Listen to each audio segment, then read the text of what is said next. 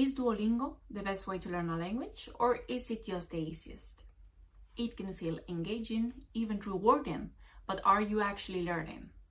And if you are, is this the most effective use of your time? Hi, my name is Amaya, and this is the Iterative Learner, a space where I test what actually works in order to learn a new skill. I've been trying to learn Japanese from zero for 1 week using my own learning plan, and after testing how much I've actually managed to learn, today I want to compare what I would have learned using Duolingo. So, Duolingo is great at one thing: making learning feel easy. The interface is clean, the colors are engaging, and everything is designed around rewards. You complete lessons, you keep a streak, you earn points, and it feels very rewarding, like you are making real progress. But most of what you're doing is recognizing the correct answer, not producing it from memory. It's recognizing. My method is less one tool and more a combination of different techniques. But at its core, it's using flashcards with spaced repetition. I personally use Anki for this, but there are many other options that you can try. The way it works is that you see a prompt, you will try to recall the answer, and then you will rate how well you did it. And based on your answer, the algorithm will decide when is the next time that you need to review the information. It's not as visually engaging, but it forces you to actually retrieve the information. And this, as we've seen before, it's the absolute key.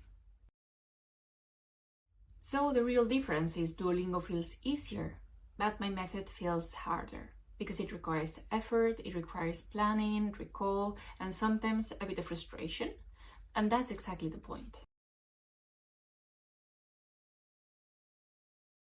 In the past week, I spent roughly 2 hours and 30 minutes learning Japanese.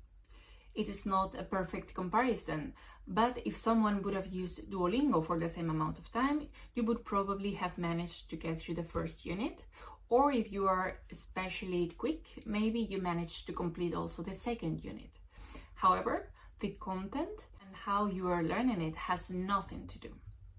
For starters, Duolingo relies too much in recognition. There's no space for free retrieval, which, as we've seen, is key.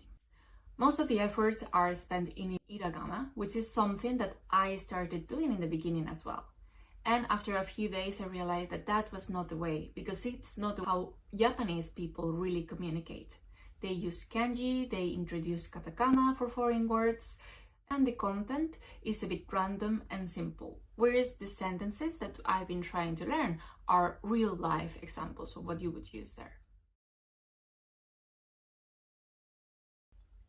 If your goal is to learn a new language, then you just don't want to recognize it, you want to use it. You want to communicate, you want to interact, and you want to understand real-life situation. And that requires retrieval, not just recognition, but also learning the right content.